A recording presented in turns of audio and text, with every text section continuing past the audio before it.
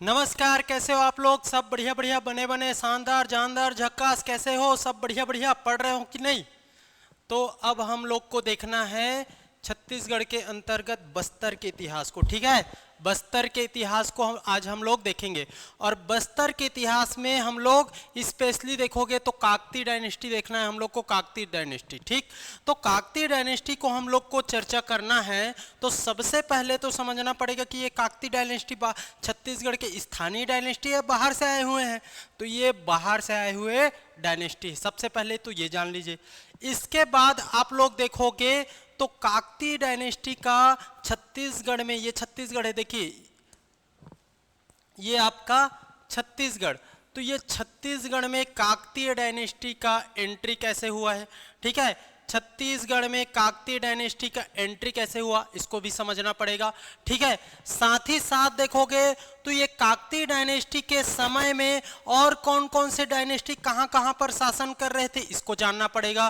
तो इसी सब के साथ में देखोगे तो आप लोग काकतीय डायनेस्टी को हम लोग क्या देख सकते हैं, बस्तर में इसका एंट्री के साथ में स्टार्ट कर सकते हैं। ठीक है, इससे पहले बस्तर में देखोगे तो सबसे पहले समझना है नल डायनेस्टी ने शासन किया, नल नागवंश।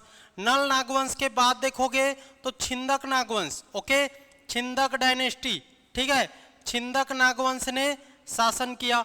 और इसके बाद आया, छिंदक नागवंश के बाद आपका कुछ समय के लिए गंगवंश भी थे, लेकिन उसका ज्यादा साक्ष्य नहीं मिलता। इस कारण छिंदक नाग डायनेस्टी के बाद देखोगे तो हम लोग काकतीय को देखते हैं, काकतीय डायनेस्टी को। ओके, काकतीय डायनेस्टी को। ठीक है, तो ये तीन राजवंश को बस्तर रीजन में देखना है और इन्हीं तीनों राजवंश को हम लोग बस्तर के इतिहास के अंतर्गत देखते हैं। ओके, बस्तर के इतिहास के अंतर्गत तो नल डायनेस्टी पढ़ चुके हैं, छिंदक नागवंश देख चुके हैं। छिंदक नागवंश के बाद हम लोग को काकतीय डायनेस्टी देखना है। इसी बीच में देखोगे तो इसी बीच में कुछ समय के लिए गंगवंश का शासन पता चलता है, लेकिन इसका ज्यादा उल्लेख नहीं है, तो इसको गंगवंश को हम लोग नहीं पढ़ते। ओके, कोई दिक्कत? तो अब हम लोग को पढ़ना है काकतीय डायनेस्टी। ओके, तो सबसे पहले समझना पड़ेगा कि ये काकतीय डायनेस्टी का प्रवेश कैसे हुआ बस्तर रीजन में। ओके, बस्तर रीजन में इसका एंट्री कैसे हुआ, इसको समझना है। ओके, चलिए देखते हैं भाई। तो एक मैं यहां पर स्लाइड ले लेता हूं, देखिए। ठीक, ये है अपना एक स्लाइड। देखिए, एक देखो, ये है अपना छत्तीसगढ़। ठीक है, ये छत्तीसगढ़। छत्तीसगढ़ के नीचे में देखोगे तो यहां पर देखोगे वारंगल। वारंगल, ओके, वारंगल। तेलंगाना साइड में वारंगल, याद रखना। छत्तीसगढ़ की इस साइड में देखोगे तो यहां पर है देवगिरी। देवगिरी महाराष्ट्र में, महाराष्ट्र में देवगिरी, ये जानना है। और ऊपर में देखोगे तो ऊपर में दिल्ली, दिल्ली, दिल्ली। ठीक है, दिल्ली, यहां पर दिल्ली सल्तनत। ठीक है, दिल्ली सल्तनत के लोग शासन कर रहे हैं। ये देवगिरी है, ये वारंगल है। और वारंगल में आप देखोगे तो वारंगल में इस समय चालुक्य वंश के लोग शासन कर रहे हैं। कौन लोग? चालुक्य लोग, चालुक्य वंश के लोग शासन कर रहे हैं। ठीक है, इसको याद रख लेना। ये बस्तर है, बस्तर। और इस बस्तर रीजन में इस समय देखोगे तो छिंदक नागवंश के लोग शासन कर रहे हैं। ठीक है, छिंदक नागवंश। ओके, छिंदक नागवंश, इसको समझना है। तो यहां पर दिल्ली सल्तनत, छिंदक नागवंश और ये चालुक्य लोग, ये सब क्या हैं? एक दूसरे के समकालीन हैं। ये समझ आया कि नहीं? अब आपको समझना है। ठीक है, चालुक्य लोग, ये समझ गए। इसके बाद देखोगे तो छिंदक नागवंश में यहां पर किसका शासन है? यहां पर शासन है आपका किसका? तो छिंदक नागवंश के अंतिम शासक हरिश्चंद्र देव, हरिश्चंद्र। ठीक है, याद रख लेना, हरिश्चंद्र। ठीक, इसका शासन है। ओके, याद रख लेना। यहां पर दिल्ली में देखोगे तो दिल्ली में दो शासक को याद रख लेना। एक तो आपको जानना है अलाउद्दीन खिलजी, अलाउद्दीन खिलजी, ओके, अलाउद्दीन खिलजी, है ना, अलाउद्दीन खिलजी।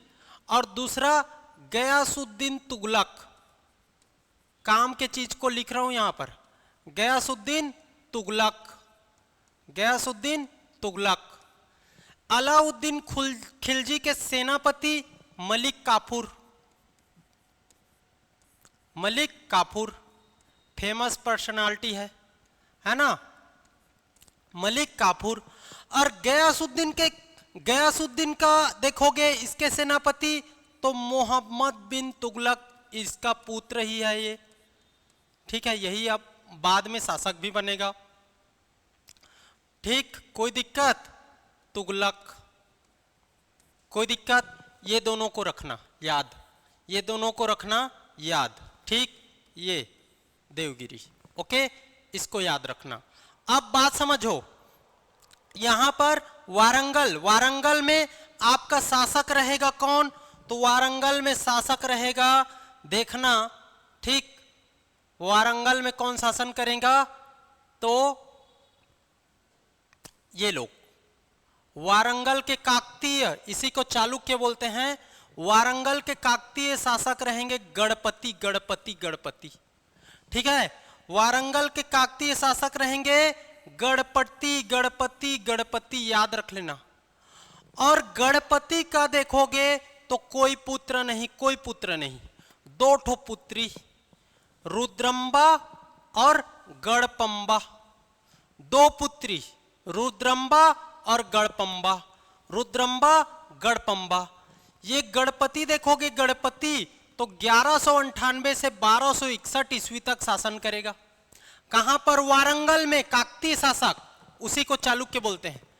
इसके कोई पुत्र नहीं, दो पुत्री, रुद्रम्बा गणपम्बा। रुद्रम्बा शासिका बनेगी 1261 से 1293 ईस्वी तक, ये 61, इसके बाद रुद्रम्बा शासिका बनेगी, याद रख लेना, 1261 से 1293 ईस्वी तक। अब बात समझिए, अब देखो महिला होकर भी शासन संभाल रही है, महिला होकर भी शासन संभाल रही है। अब इसके भी देखोगे तो यहां पर इसका देखोगे विवाह होगा, विवाह तो किसके साथ, वीरभद्रेश्वर के साथ, ठीक है, वीरभद्रेश्वर, ठीक है, वीरभद्रेश्वर, ओके, वीरभद्रेश्वर के साथ क्या होगा, वीरभद्रेश्वर के साथ विवाह होगा, ओके, वीरभद्रेश्वर के साथ विवाह हुआ। और इन दोनों का भी देखोगे तो कोई पुत्र नहीं, एक पुत्री, बात समझ आ रही है, एक पुत्री, कोई पुत्र नहीं, एक पुत्री, और शासन संभाल रही है अभी भी रुद्रम्बा। शासन यहां वीरभद्रेश्वर, ये चालुक्य हैं, चालुक्य याद रख लेना, पश्चिम के चालुक्य, वीरभद्रेश्वर से विवाह होगा, विवाह, और विवाह फल स्वरूप देखोगे तो विवाह फल स्वरूप इनके ये पुत्री मम्मडम्बा, मम्मडम्बा, एक पुत्री मात्र, मम्मडम्बा। और मम्मडम्बा का देखोगे तो विवाह होगा किसके साथ, महादेव के साथ, महादेव के साथ। महादेव अनहिलवाड़ के चालुक्य रहते हैं, अनहिलवाड़ के चालुक्य रहते हैं महादेव, और शासन कौन संभाल रही है अभी भी, रुद्रम्बा, ठीक। अब इन दोनों का भी देखोगे तो 3 पुत्र है ना, 3 बच्चे, 3 पुत्र नहीं, 3 बच्चे, और उसमें से भी देखोगे तो 2 पुत्र 1 पुत्री, याद रहेगा, 2 पुत्र 1 पुत्री। एक तो प्रताप रुद्रदेव, ठीक है, एक अन्नम देव, और एक पुत्री रैला देवी, रैला देवी, समझ आ रहा होगा, सीक्वेंस समझिए। गणपति, गणपति के 2 पुत्री रुद्रम्बा और गणपम्बा, रुद्रम्बा का विवाह वीरभद्रेश्वर से, इन दोनों का कोई पुत्र नहीं, एक पुत्री मात्र मम्मडम्बा। मम्मडम्बा का विवाह महादेव से, अनहिलवाड़ के चालुक्य से, और इन दोनों से 2 पुत्र 1 पुत्री, प्रताप रुद्रदेव, अन्नम देव और रैला देवी। ये कहां शासन कर रहे हैं, ये वारंगल के काकतीय शासक हैं, है ना, वारंगल में, वारंगल में। अब बात समझो, ये वारंगल में ना, वारंगल में देखिए, वारंगल में ये लोग शासन कर रहे हैं। अब इसी समय देखो ये रुद्रम्बा बोलती है, रुद्रम्बा बोलती है क्या, कब तक मैं ही शासन संभालूंगी, कोई पुत्र नहीं है, ठीक है, तुम लोग संभालो या मेरे नाती का, दो में से किसी को एक को दो, ठीक है, दो में से किसी एक को दो, क्योंकि काकतीय डायनेस्टी आप देखोगे इधर है ना, तो ये तो इसके कोई वंशज नहीं बन रहे ना, तो यहां पर प्रताप रुद्र देव, ठीक है, प्रताप रुद्र देव 95 से 1324 तक ये शासन करेगा, प्रताप रुद्र देव, यहां तक रोकना। अब देखो फिर से आ जाते हैं हम लोग किसमें, तो यहां पर समझिए, ठीक है, यहां पर देखिए, देखिए यहां पर अब प्रताप रुद्र देव, प्रताप रुद्र देव, ठीक, द्वितीय, इतना याद रहेगा, प्रताप रुद्र देव, यहां तक बता दिया ना मैं, प्रताप रुद्र देव।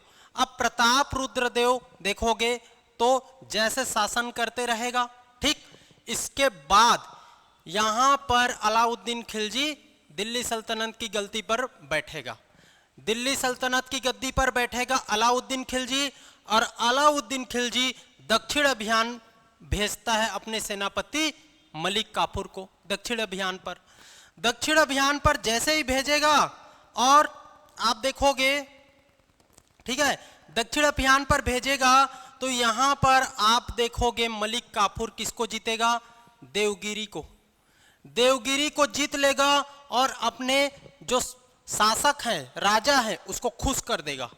मलिक काफूर देवगिरी जीत लिया, अब देवगिरी से वो क्या हो जाएगा, इसका राजा क्या हो जाएगा, पूरा प्रफुल्लित हो जाएगा, प्रसन्न हो जाएगा, खुश हो जाएगा, ठीक, नहीं होगा खुश, तो खुश हो जाएगा, तो ये क्या बोलता है, मैं इतना में ही थोड़ा और ज्यादा खुश कर देता हूं अपने राजा को, और ज्यादा खुश कर देता हूं, और इसी फलस्वरूप देखोगे तो ये यहां पर कौन है, मलिक काफूर, ये मलिक काफूर डायरेक्ट अटैक करेगा किसके ऊपर, प्रताप रुद्र देव के ऊपर, ठीक है, पहली बार प्रताप रुद्र देव पर मुस्लिम आक्रमण होता है, प्रताप रुद्र देव पर किसका, मलिक काफूर का, बात समझ आया, मलिक काफूर को ये सकेगा, नहीं सकेगा, ठीक है, ये नहीं सकेगा प्रताप रुद्र देव, अगर लड़ूंगा इससे, ठीक, क्योंकि ये तो जीत चुका है, इसका कॉन्फिडेंस हाई, कॉन्फिडेंस हाई है,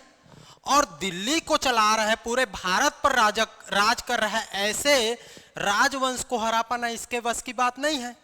ये सोचेगा, क्या सोचेगा कि मैं यहां पर इससे लड़ाई नहीं करूंगा, लड़ाई किया तो मर जाऊंगा, मार देगा, इससे बेटर है ये अपने पुतला बनाता है और पुतले पर जंजीर से उसको बांध देता है, और जंजीर को बांध करके ये मलिक काफूर को दे देता है, सौंप देता है, और बोलता है इसको कि मैंने आपकी अधीनता स्वीकार कर ली, बता देना अपने राजा को, ठीक है, ये मान तो जाएगा, लेकिन इसको बोलेगा, प्रताप रुद्र देव को बोलेगा, ठीक है, मैं बोल देता हूं अपने राजा को, लेकिन आपको जितना भी वारंगल में टैक्स मिलेगा वो टैक्स की कहां देना पड़ेगा, दिल्ली भेजना पड़ेगा, कहां भेजना पड़ेगा, दिल्ली भेजना पड़ेगा, तभी हम बिना शर्त के ना भेज देना आप, और बोलना ना पड़े, ठीक, यहां पर हो गए प्रताप रुद्र देव इसके अधीन, और वो चला जाएगा, अब शासन यही कर रहा है, ठीक है, लेकिन टैक्स देना पड़ेगा, ओके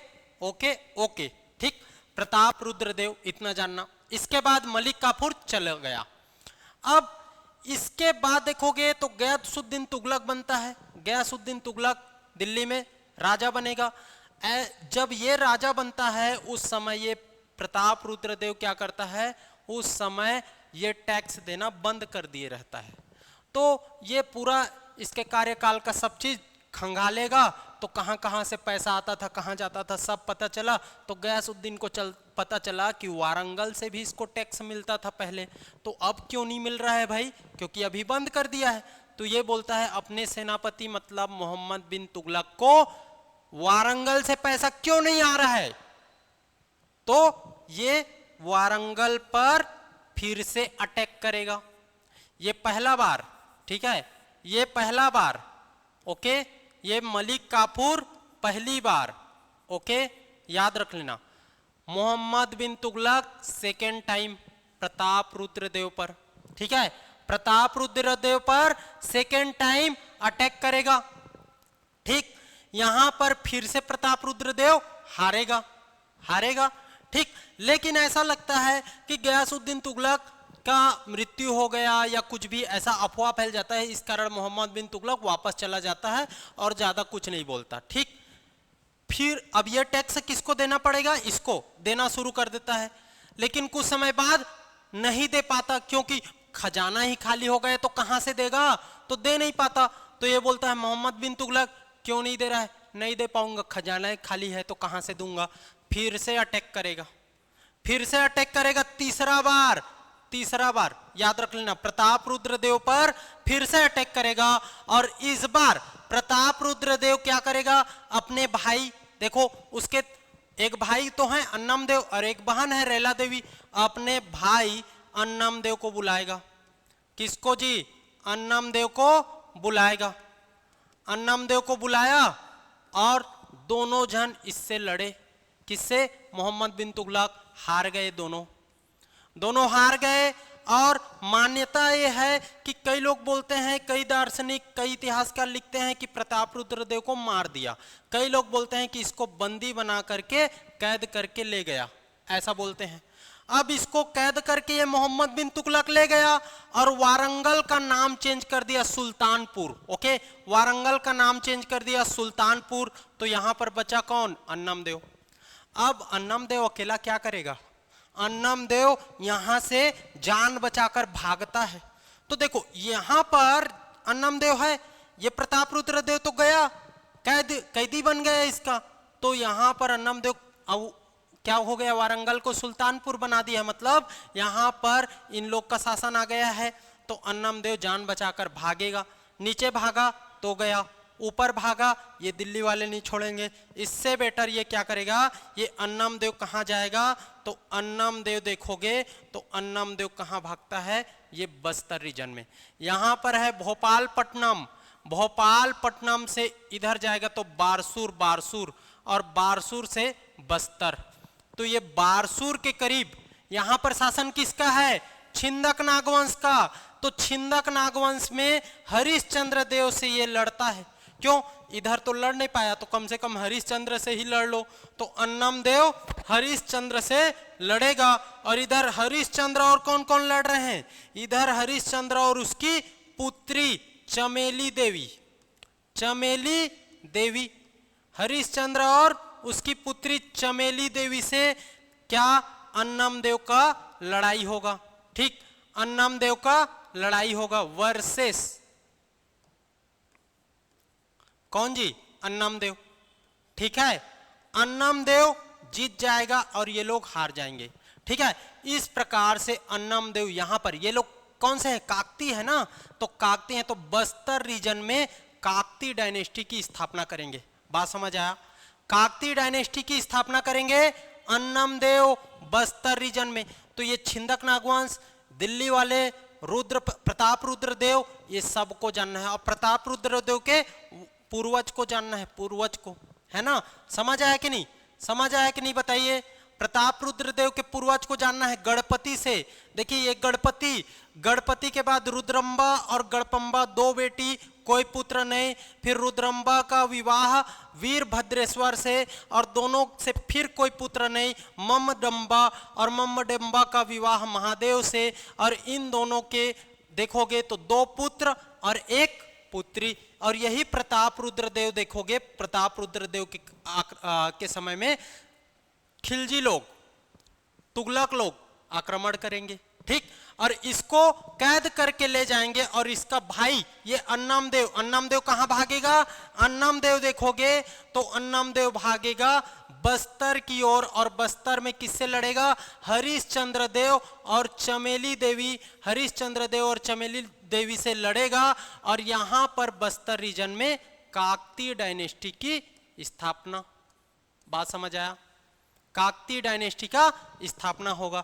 इस प्रकार से आप देखोगे तो काकती डायनेस्टी का वारंगल से कहां पर बस्तर रीजन में एंट्री हो गया, है ना।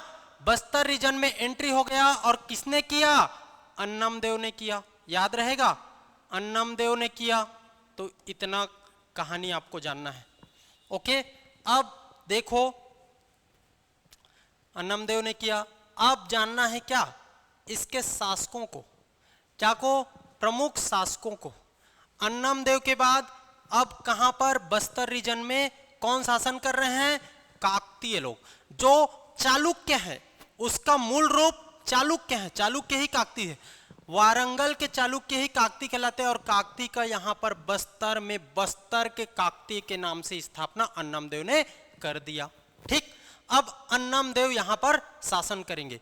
तो 1324 से 1947 तक तो आजादी से पहले तक, लेकिन आज तक काकतीय डायनेस्टी का छत्तीसगढ़ में शासन है, याद रख लेना। ठीक है, कमलचंद भंजदेव के बाद, प्रवीरचंद भंजदेव के बाद, भरतचंद भंजदेव के बाद, ये सबको जानना है, ये सब। तो अभी तक जो बस्तर रीजन में जो शासक हैं वो क्या है, काकतीय डायनेस्टी के हैं, काकतीय डायनेस्टी के। प्रवीरचंद भंजदेव देखते हो ना, वहां के बाद भी अभी देखोगे तो कमलचंद, भरतचंद, ये सब देखने मिलेगा, वो सब कहाँ के हैं, तो काकतीय डायनेस्टी के हैं। तो बस्तर में काकतीय का बहुत इंपॉर्टेंट है। ठीक है, तो एक्चुअल रूप से सबसे लंबा शासन बस्तर में काकतीय डायनेस्टी ने किया है, याद रख लेना। और पूरे छत्तीसगढ़ में देखोगे तो एक तो यहां पर काकतीय डायनेस्टी, ठीक, काकतीय डायनेस्टी, और एक यहां पर देखोगे रतनपुर में तो कलचुरी डायनेस्टी।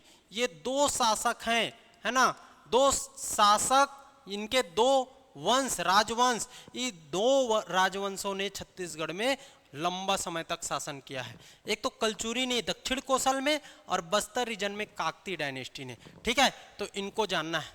ठीक है, अब हम लोग देखते हैं काकतीय डायनेस्टी के शासकों को। समझ आया कि नहीं, बताइए जी, क्लियर है। तो दिल्ली सल्तनत के मोहम्मद बिन तुगलक, और आपका अलाउद्दीन खिलजी के सेनापति मलिक काफूर, इसको याद रख लेना। इधर वारंगल के काकतीय डायनेस्टी को याद रख लेना, इसका वंशज गणपति, रुद्रम्बा, गणपम्बा, ठीक, उनका फिर पुत्र रहते नहीं थे तो लड़की ऐसा चला है। ठीक, फिर प्रताप रुद्रदेव, अन्नमदेव दोनों भाई हैं, और एक रैला देवी का आप आज भी देखोगे तो ये बस्तर रीजन के फोक गीतों में उसका उल्लेख होता है, रैला देवी का। ठीक है, याद रख लेना। ठीक, तो इसको भी याद रखना है। ओके, अब हम लोग देखेंगे शासक को, काकतीय डायनेस्टी के शासक को। ठीक है, तो सबसे पहले शासक कौन, अन्नमदेव।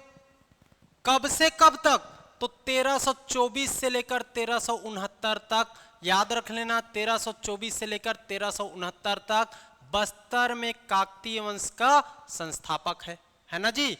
इनका देखोगे तो यहाँ पर दंतेवाड़ा अभिलेख है, दंतेवाड़ा अभिलेख, वारंगल के शिलालेख, इन सब से ये काकतीय डायनेस्टी के जानकारी मिला है, पता चला है। जानकारी के सोर्स में ये दंतेवाड़ा का अभिलेख, ये वारंगल के शिलालेख, इसको जानना। ओके, याद रखो। अब इसके बाद देखो 1324 से 1369 तक अन्नमदेव के बाद हमीरदेव 69 से 1410, भैरमदेव 1410 से 1468, फिर पुरुषोत्तम देव 1468 से 1534, ये इंपॉर्टेंट हो जाएंगे पुरुषोत्तम देव। एक तो अन्नमदेव, फिर पुरुषोत्तम देव, फिर ये चारों को एक साथ याद रखना, अन्नमदेव, फिर हमीरदेव, भैरव देव, फिर पुरुषोत्तम देव, चारों को एक साथ। फिर आप देखोगे दो को, जयसिंह नरसिंह, ठीक है। फिर आप देखोगे तो प्रतापराज, और आप देखोगे तो ये नरसिंह राज। ठीक, याद रख लेना। ओके, जगदीश राज, प्रतापराज, जगदीश राज, ठीक, प्रतापराज, जगदीश राज।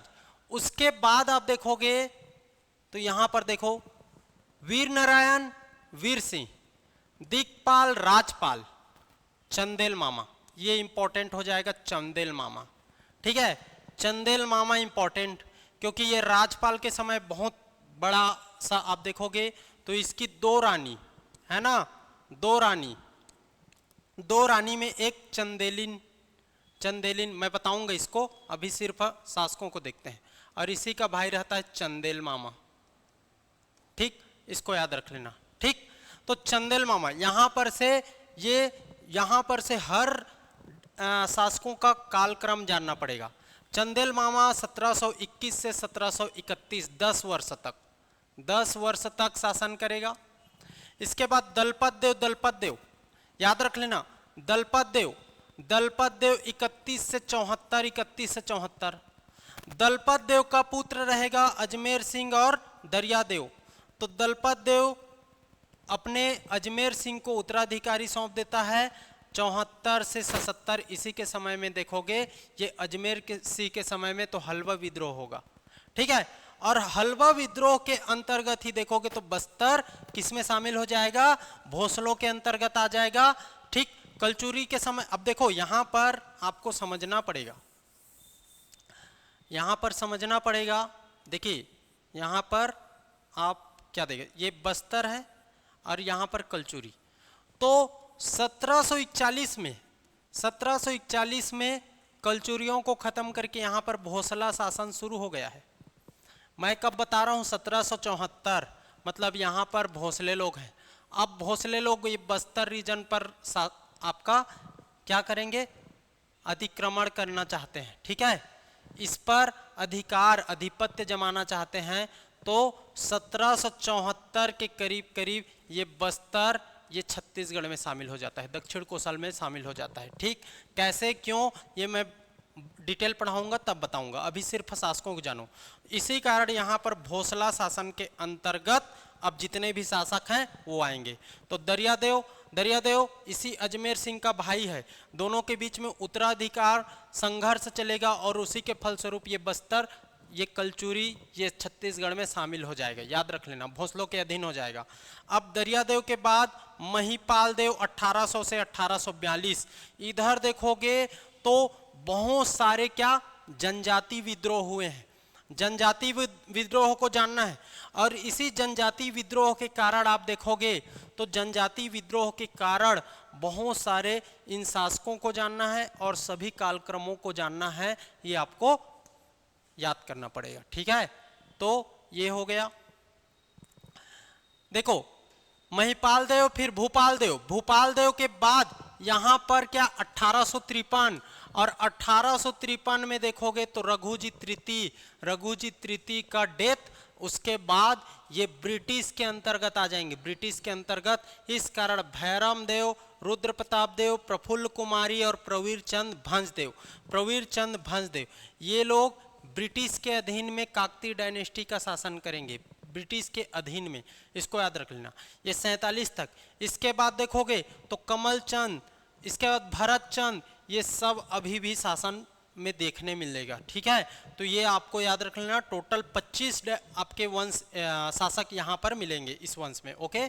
तो इसको भी जानना है, ठीक, ये आप देखोगे। अब सबसे पहले देखते हैं एक एक को देखें। तो सबसे पहले संस्थापक कौन, अन्नम देव याद रख लेना, ठीक है। संस्थापक कौन, तो अन्नम देव याद रहेगा। इसका कालक्रम तो कम से कम जानो, क्यों, क्योंकि स्टार्ट किया है 1324 से स्टार्ट किया ना, 1324। इससे पहले देखोगे तो 1023 से 1324 तक कौन, छिंदक नागवंश है ना, छिंदक नागवंश, ओके, छिंदक नागवंश। और इसी छिंदक नागवंश के अंतिम शासक हरिश्चंद्र को अन्नम देव हराएगा, है ना, हराएगा, और यहां पर काकतीय डायनेस्टी स्थापित करेगा। कोई दिक्कत, तो काकतीय डायनेस्टी अन्नम देव से 1324 काकतीय डायनेस्टी। कोई दिक्कत बताइए जी। 1324 काकतीय डायनेस्टी, अन्नम देव 1324 से 1369, 1369 एडी काकतीय वंश का संस्थापक बस्तर। ये पहले कहाँ के थे, वारंगल से थे, वारंगल से कहाँ आए, वारंगल से आए बस्तर में, ठीक है। बस्तर में, है ना, वारंगल से बस्तर में, ठीक, ओके। और ये वारंगल में क्या थे, काकतीय थे, चालुक्य थे, तो बस्तर में भी एक काकतीय डायनेस्टी को अपना एक काकतीय वंश, तो बस्तर के काकतीय।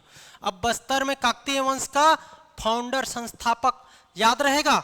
अब इसी को देखोगे तो लगभग 45 वर्ष शासन किया, 45 वर्ष शासन किया। और जब बस्तर में शासन शुरू किया होगा तो शासन शुरू किया होगा तो किसी जगह को ये हेडक्वार्टर, कैपिटल बनाया होगा, राजधानी बनाया होगा, है ना, राजधानी बनाया होगा ना। तो ये बनाया मंदोता को, किसको, मंदोता को राजधानी बनाया। मंदोता से शासन शुरू किया बस्तर में, बस्तर में मंदोता से। तो याद रख लेना, मंदोता बस्तर के काकतीय शासक का पहला राजधानी, याद रहेगा। और उसी में देखोगे तो उसी के करीब में आपका आज का दंतेवाड़ा है, उसको पहले तराला ग्राम बोलते थे। तो तराला ग्राम के पास जो आज का दंतेवाड़ा है, ठीक है, संखनी डंखनी नदी, तराला ग्राम के पास दंतेश्वरी माता का मंदिर बनवाया। दंतेश्वरी माता का मंदिर बहुत फेमस, ये काकतीय डायनेस्टी के आराध्य कुल देवी हैं, ये आपको जानना है। दंतेश्वरी माता का मंदिर, ओके, कहां पर, तराला ग्राम में। उस मंदिर को किसने बनवाया, अन्नम देव ने बनाया। इससे संबंधी से किंवदंती है, इसको अभी बताऊंगा। इसके बाद यहीं पर दंतेवाड़ा में एक अभिलेख, दंतेवाड़ा रिकॉर्ड है, और दंतेवाड़ा रिकॉर्ड से ये सब की जानकारी मिलता है। और उसी में कहा गया है अन्नम देव को अन्नम राज। दंतेवाड़ा अभिलेख में पता चलता है कि अन्नम देव को ही अन्नम राज कहा जाता था। और ये भी जान लेना कि यहाँ पर बस्तर रीजन में क्या बोलते हैं, हल्बी भत्री। तो हल्बी भत्री लोकगीतों में इसको चालकी वंश कहा गया है। चालकी वंश मतलब चालुक्य वंश के, चालुक्य वंश के मतलब चालकी वंश। तो हल्बी भत्री लोकगीत में इसको अन्नम देव को चालकी वंश राजा कहा गया, इसको भी जान लेना है। साथ ही साथ इनकी रानी कौन थी, तो सोन कुंवर चंदेलिन, रानी सोन कुंवर चंदेलिन, याद कर लेना, सोन कुंवर चंदेलिन। और इस अन्नम देव का किनके किनके साथ युद्ध हुआ था, हरिश्चंद्र और चमेली देवी, हरिश्चंद्र और चमेली देवी। चमेली देवी कौन है, हरिश्चंद्र की पुत्री है। ये दोनों मतलब पिता पुत्री दोनों मिलकर अन्नम देव से लड़े थे, लेकिन अंततः उनकी पराजय हो गई और अन्नम देव ने काकतीय डायनेस्टी का स्थापना कर दिया। तो याद क्या करना है, फाउंडर, फाउंडर, राजधानी मंदोता, तराला ग्राम में दंतेवाड़ा, तो दंतेवाड़ा तराला ग्राम में दंतेश्वरी मंदिर, याद रख लेना। सोन कुंवर चंदेलिन, सोन कुंवर चंदेलिन, इनकी आपका देखोगे तो रानी, रानी। और आप और देखोगे तो इसी को दंतेवाड़ा अभिलेख में अन्नम राज कहा गया, हल्बी भत्री लोकगीत में इसको कहा गया क्या, चालकी वंश राजा। और इन्होंने किसको हराया, हरिश्चंद्र और चमेली देवी, याद रख लेना अन्नम देव। इसी समय में एक चीज और याद कर लो, क्या, इसको मिटा देता हूं, ठीक, एक चीज और याद रखो, ये बस्तर का नामकरण एक किंवदंती के अकॉर्डिंग बता रहा हूं। बस्तर का नामकरण क्या, बस्तर का नामकरण, छोटा सा कहानी, इसको याद रखो, बस्तर का नामकरण, कोई दिक्कत, बस्तर का नामकरण। ये बस्तर का नामकरण किंवदंती है, ऐसा माना जाता है कि इनसे कौन प्रभावित थी, दंतेश्वरी देवी, ठीक है, इनसे दंतेश्वरी देवी बहुत खुश थी, प्रभावित थी, याद रख लेना। और इसी कारण इनको एक वरदान देते हैं, है ना, वरदान देती है कि बोलती है कि आप जहां जहां जाओगे और आपके साथ मैं चलूंगी वो एरिया आपका हो जाएगा, ये वरदान देती है कौन, दंतेश्वरी माता, ठीक है। लेकिन उसमें शर्त लगा देती है कि आपको पीछे मुड़कर जहां पर देखोगे मैं वहां पर रुक जाऊंगी, उससे आगे नहीं बढ़ूंगी, ठीक है। और इसी आधार पर ये छत्तीसगढ़ के साउथ रीजन से देखोगे तो ये बढ़ते बढ़ते बढ़ते बढ़ते यहाँ पर दंतेवाड़ा संखनी डंकनी नदी के संगम पर पहुंचती है। और जैसे ही संखनी डंकनी नदी के नदी पर अंदर चलने लगेगी तो नदी में कौन है, आपका पानी और बालू है ना, तो पानी और बालू में पैर पड़ेगा तो जो दंतेश्वरी माता की पायल है, पायल, वो उसमें गड़ जाएगा, जिसके कारण से उस पायल का आवाज नहीं आता है। तो अन्नम देव को लगता है कि अन्नम देव पहले में है और पीछे में क्या है, दंतेश्वरी माता।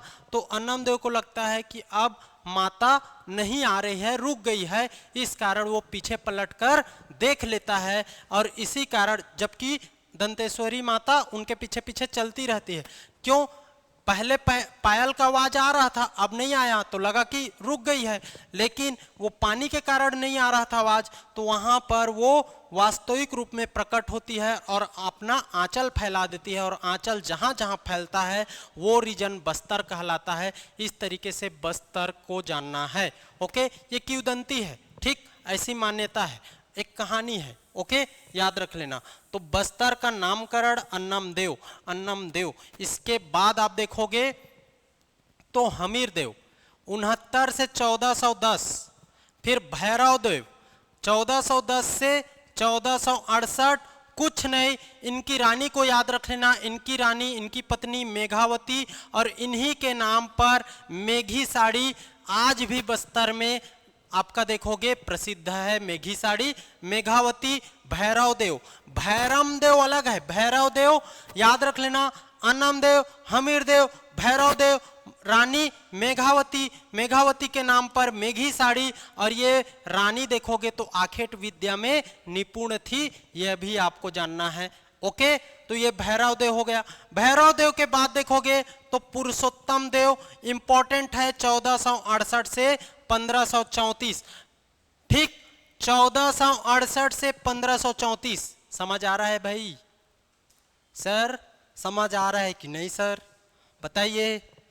1468 से 1534 पुरुषोत्तम देव इंपॉर्टेंट, ये दोनों नहीं जानोगे तो पर भी चलेगा, नाम जान लेना, हमीर देव और भैरव देव। इसके बाद अगला शासक पुरुषोत्तम देव को जानना है। पुरुषोत्तम देव आपका देखोगे तो ऐसा माना जाता है कि पुरुषोत्तम देव ने, ये क्या है, धार्मिक आदमी है, ठीक है, धार्मिक आदमी है। पुरुषोत्तम देव अपने पेट के बल लेटते हुए, ठीक, पैदल पेट के बल लेटते हुए इन्होंने कहाँ गया? उड़ीसा गया। उड़ीसा, ये छत्तीसगढ़ है ना, ये छत्तीसगढ़, तो छत्तीसगढ़ में देखोगे ये छत्तीसगढ़, तो छत्तीसगढ़ से यहाँ से उड़ीसा गया। उड़ीसा याद रख लेना। और उड़ीसा में जगन्नाथ मंदिर, जगन्नाथपुरी है ना, जगन्नाथपुरी मंदिर में गया और कैसे जा रहा है? पैदल जा रहा है और पेट के बल लेटते हुए, ठीक है, पेट के बल लेटते हुए ये उड़ीसा जगन्नाथपुरी मंदिर गया और वहां पर बहुत सारे धन संपत्ति, सोन चांदी उस मंदिर में चढ़ाए। वहां का पुजारी खुश हो गया। मान्यता यह है, कई जगह पुजारी लिखा रहता है, कई जगह शासक, वहां के शासक खुश हो गए ऐसा, और इसी से खुश होकर के इनको 16 पहियों वाला क्या मिलेगा? रथ दे देगा, रथ, ठीक है, 16 पहियों वाला रथ गिफ्ट करेगा। किसको? पुरुषोत्तम देव को। पुरुषोत्तम देव को गिफ्ट करेगा रथ, और ये रथ में चढ़ करके रथ को वापस लेकर के वापस आता है। वापस आप देखोगे तो यहाँ पर बस्तर में बकावंड तहसील है, ठीक है, बकावंड तहसील में यहाँ के जो अरण्यक, ठीक है, अरण्यक लोग रहते हैं, ब्राह्मण लोग रहते हैं, इनका बहुत ज्यादा क्या करेंगे? स्वागत करेंगे, धूमधाम से स्वागत करेंगे, ठीक, धूमधाम से स्वागत करेंगे, प्रसाद वितरण करवाएंगे, ठीक, याद रख लेना। पीठा नामक सब पीठापुर कहलाता है ये, इसलिए तो यहाँ पर इसी के कारण देखोगे तो ये रथ लेकर आए तो रथपति कहलाएगा, रथपति की उपाधि धारण करेगा, रथपति की उपाधि। और ये क्या करेगा? जो मंदोता था पहले राजधानी, उसको चेंज करके वो कहां पर ले आएगा? बस्तर ले आएगा। राजधानी मंदोता से बस्तर, यहां पर रथपति। अब देखो उस दिन क्या था? बहुत बड़ा मेला टाइप लग रहा था, उत्सव था, इस कारण यहां पर रथ मेला लगेगा, गोंचा पर्व मनाया जाएगा, ठीक है, गोंचा पर्व, बस्तर का दशहरा, रथ मेला, ये पुरुषोत्तम देव से संबंधित कहानी। कैसा है? यहाँ पर गया, 16 पहियों वाला रथ मिला उपहार स्वरूप और इसको लेकर आया यहाँ पर, क्या? भव्य स्वागत कैसा था? मेले जैसा था, इस कारण यहाँ पर रथपति याद रख लेना। तो रथ मेला को ही उस समय वहाँ गोंचा पर्व कहते हैं। यहाँ पर बस्तर का दशहरा ये सब शुरू करवाएगा कौन? तो पुरुषोत्तम देव, याद रहेगा, पुरुषोत्तम देव। राजधानी चेंज किया, मंदोता से बस्तर, रथपति की उपाधि गोंचा पर, रथ का जो मेला है उसको बोलते हैं वहां पर गोंचा पर्व। याद रख लेना, बस्तर का दशहरा। ओके, पुरुषोत्तम देव। इसके बाद आप देखोगे तो इसके बाद बनेगा जय सिंह। फिर जय सिंह की रानी चंद्र कुंवर बघेलिन। चंद्र कुंवर बघेलिन, कभी कभी ऐसा अटपटा क्वेश्चन दे देगा तो इसको याद कर लेना, पत्नी चंद्र कुंवर बघेलिन याद रख लेना। भैरव देव का पत्नी मेघावती याद कर लेना। इसमें इसका सोन कुंवर चंदेलिन फिर बघेलिन, तो सोन कुंवर चंदेलिन इसको याद रख लेना, चंद्र कुंवर बघेलिन। ओके, तो ये हो गया कहां तक, जय सिंह देव तक। इसके बाद देखोगे तो जय सिंह देव के बाद नरसिंह, जय सिंह नरसिंह, ठीक है। ओके, जय सिंह नरसिंह 1558 से 1602 तक। इनकी रानी लक्ष्मी कुंवर बघेलिन, लक्ष्मी कुंवर, चंद्र कुंवर, लक्ष्मी कुंवर। और ये जो रानी है यही तालाब और बगीचे का निर्माण कराएगी, इसको याद रख लेना। मतलब आप कह सकते हो कि काकतीय डायनेस्टी के समय जो महिलाएं थी वो बहुत अच्छी स्थिति में थी, ठीक है, ये भी आपको जानना है। इसके बाद प्रताप राजदेव यहां पर आपको समझना है, ठीक है, प्रताप राजदेव को समझना है, ठीक है, प्रताप राजदेव। ओके, ठीक है, प्रताप राजदेव। अब समझो, देखिए ये है छत्तीसगढ़ के नीचे में यहां पर देखोगे तो तेलंगाना वारंगल है ना, वारंगल क्षेत्र, ठीक है। और इसी वारंगल में देखोगे तो बहमनी साम्राज्य उस समय रहेगा। और बहमनी साम्राज्य के अंतर्गत कुली कुतुब शाही वंश का शासन रहेगा। कुतुब शाही वंश का शासन रहेगा। और इस कुतुब शाही वंश के शासकों में देखोगे तो 3 शासक इंपॉर्टेंट याद रख लेना। एक तो कुली कुतुब शाही, मोहम्मद कुतुब शाही और एक अब्दुल्ला कुतुब शाही, ठीक है। कुली कुतुब शाही, मोहम्मद कुतुब शाही, अब्दुल्ला कुतुब शाही। ये कुली कुतुब शाही देखोगे तो ये इस्लाम वाले हैं, ठीक है। ये क्या करेंगे, और यहां पर क्या है, बस्तर पर देखोगे तो बस्तर आपका देखोगे तो प्रकृति का यहां पर वरदान, प्रकृति का वरदान, वन संपदा, खनिज संपदा, जल संसाधन, सभी मामले में बस्तर आपका देखोगे तो बस्तर आपका स्वयं से बहुत ज्यादा भरा हुआ चीज है, ठीक है, याद रख लेना। यहां खनिज संपदा भरा हुआ है, वन संपदा साल सागौन भरा हुआ है, ठीक है। जल संपदा इंद्रावती है ना, गोदावरी अपवाह तंत्र सभी यहां पर भरा हुआ है। इसीलिए प्रकृति का वरदान यहां पर मिला है बोला जाता है। बात समझ रहे हो।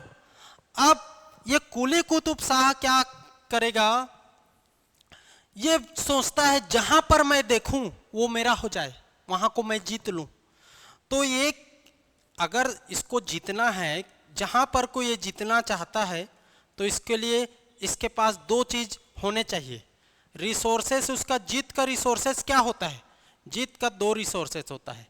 एक तो हथियार, अत्याधुनिक हथियार होना चाहिए, और धन संपत्ति होना चाहिए, ठीक है, धन संपत्ति। तो अत्याधुनिक हथियार कहां से मिलेगा, यहां पर है लोहा लौह अयस्क, ठीक है, लौह अयस्क। तो लौह अयस्क मिलेगा, लोहा मिलेगा तो ये उसका हथियार बना पाएगा। इसी कारण ये सोचता है कि सबसे पहले बस्तर पर, और ये लगा भी है वारंगल और ये बस्तर लगा हुआ है, तो ये सोचता है कि कुली कुतुब शाह ये बस्तर रीजन पर अटैक किया जाए, इसको जीता जाए, और यहाँ के जो रिसोर्सेस है उससे अत्याधुनिक हथियार तैयार किया जाए और पूरे देश को, विश्व को जीता जाए। ये कुली कुतुब शाह के दिमाग में आता है। और इसी फलस्वरूप देखोगे तो कुली कुतुब शाह क्या करेगा, आक्रमण करेगा। कहां आक्रमण करेगा? बस्तर में। काकतीय डायनेस्टी पर आक्रमण करेगा तो उस समय आक्रमण करेगा तो कौन शासन करेगा? प्रताप राजदेव। प्रताप राजदेव शासन करेगा 1602 से 1625 के समय। ये उसी समय का बात है। 1602 से 1625 के समय गोलकुंडा शासक कुली कुतुब शाह किस पर आक्रमण किया? प्रताप राजदेव पर। और प्रताप राजदेव इस कुली कुतुब शाह को हरा देगा। हारा, ठीक है, ज्यादा घमंड सही नहीं रहता, सबको जीत लूंगा सोच रहा था, हार गया, वहां पर हार गया। ठीक, ये आपको जानना है, हारा ना, कुली कुतुब शाह यहां से हार गया। अब ये बहुत कट्टर शासक रहता है, इससे भी ज्यादा कट्टर रहता है इसका ये अब्दुल्ला कुतुब शाह। अब्दुल्ला, ये मोहम्मद शाह तो नहीं अटैक किया, ठीक है। कुली कुतुब शाह कब करेगा आपको याद रख लेना है, तो याद रख लेना 9-10 में करेगा, 1609-1610 के करीब। ओके, 1609-1610 के करीब करीब आक्रमण करेगा। उसके बाद 1620 के करीब करीब ये आक्रमण करेगा अब्दुल्ला शाह। किसके ऊपर? तो आपका देखोगे तो ये अब्दुल्ला शाह किसके ऊपर करेगा? तो जगदीश राजदेव के समय, ये याद रख लेना, ठीक है। जगदीश राजदेव के समय देखोगे तो ये आक्रमण करेगा। ओके, याद रख लेना। उसके बाद जगदीश राजदेव के समय आक्रमण करेगा, ये भी हारेगा। ओके, हारेगा, कुछ समय के लिए भाग जाता है, फिर से आक्रमण करता है तीसरी बार। तो वीर नारायण देव के बाद ये इसी के समय में देखोगे तो फिर से आक्रमण करेगा और फिर हारेगा। मतलब देखोगे तो इन गोलकुंडा के शासकों का ये बस्तर के काकतीय डायनेस्टी वालों के सामने कुछ नहीं चला, कुछ नहीं चला, हारे। 3 बार अटैक किए, हारे, हर बार हारे, याद रहेगा। 3 बार अटैक किए और तीनों बार मुंह की खाए, याद रहेगा। तो यहां पर इस तरीके से जानना है इनका आक्रमण। इसके बाद देखोगे तो वीर सिंह देव, दिक्पाल देव, राजपाल देव। ओके, वीर सिंह देव, दिक्पाल देव, राजपाल देव, इसको मैं मिटाता हूं फिर आपको बताता हूं फिर से। देखो,